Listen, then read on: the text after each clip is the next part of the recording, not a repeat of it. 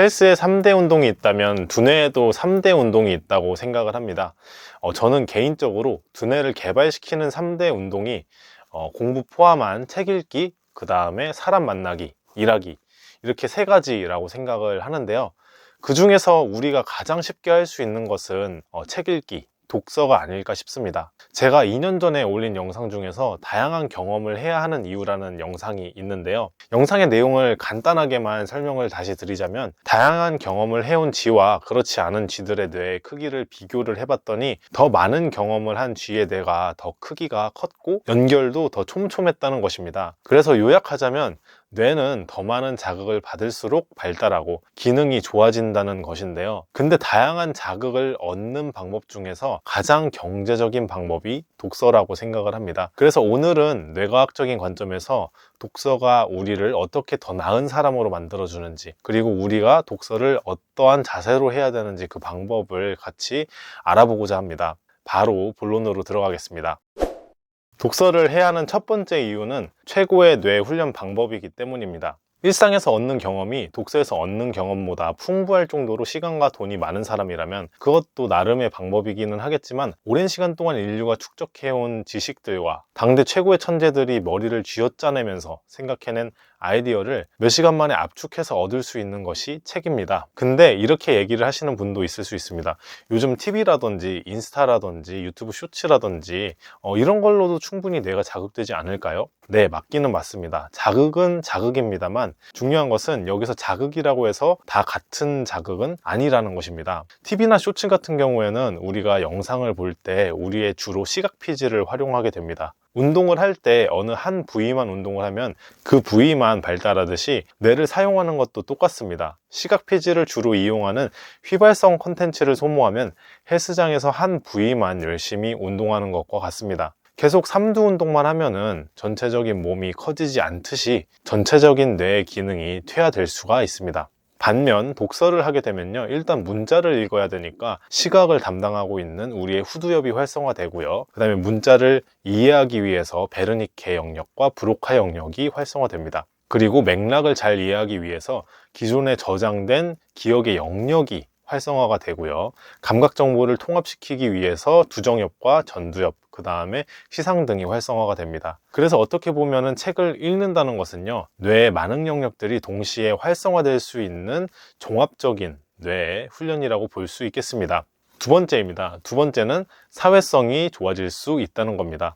저는 지금 직업으로 심리 상담의 일을 하고 있습니다. 어떻게 보면은 인간에 대한 깊은 이해가 밑받침이 되어야지 더 도움을 받을 수 있는 그런 직업군에 있는데요. 근데 인간에 대해서 깊게 이해하는 좋은 방법 중에 하나가 책 읽기라고 생각을 합니다. 소설 속의 주인공의 입장이 되어서 내가 직접 해본 적이 없는 그런 경험들을 경험해보는 시간을 얻을 수가 있죠. 책을 읽는다는 것은 우리의 사고를 무한대로 확장시켜주기 때문에 긍정적인 효과를 나타낸다는 것입니다. 실제로 미국 뉴스쿨 대학교 데이비드 카드의 연구에 의하면 문학성이 높은 소설을 읽은 독자와 논픽션을 읽은 독자의 경우에는 공감 능력의 차이가 있다는 것을 발견했습니다. 문학성이 높은 소설을 읽은 독자들이 그렇지 않은 사람들에 비해서 공감하는 능력이 더 뛰어났다는 것이죠. 다른 연구에서도 결과는 마찬가지였습니다. 타인의 관점에서 생각과 감정을 이해할 수 있는 조망 수용 능력이 향상이 되었다는 뜻입니다. 즉, 공감을 조금 더 잘하게 됐다라고 보시면 될 것 같습니다.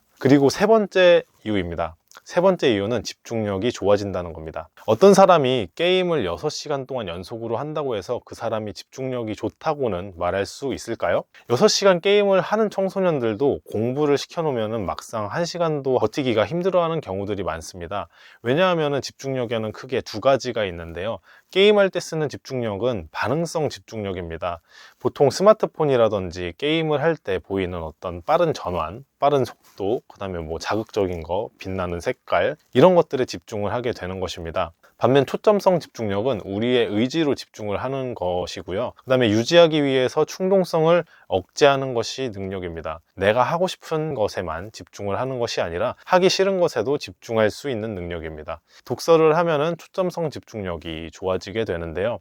일반적으로 TV나 유튜브를 볼 때는요, 뇌를 거의 사용하지 않고 일방적으로 받아들이기만 한다고 합니다. 특히 요즘 쇼츠같이 빠르게 지나가는 컨텐츠들을 보면은 우리의 두뇌가 뉴런을 연결하기보다는 수동적인 정보 처리에 국한된다고 하는데요. 그러다 보면은 정작 삶에서 필요한 초점성 집중력은 거의 길러지지 않고 감각만 추구하게 될 수가 있다고 합니다. 그렇다면은 우리는 책을 어떻게 읽어야 될까요? 대부분의 책들에서 속독보다는 정독, 최대한 이해를 하면서 읽는 것이 중요하다고 나와 있습니다. 소설을 읽을 때 잘 모르는 내용을 넘기며 휙 읽는 습관은 좋은 습관이 아닙니다. 왜냐하면 대충대충 읽는 것은 새로운 뉴런 간의 연결을 만들어내는 작업이 아니라 기존의 기억들을 끄집어내는 단순한 작업밖에 되지 않기 때문입니다. 아, 대충 읽어야지. 노잼이니까 이 부분은 휘리릭 읽어야겠다.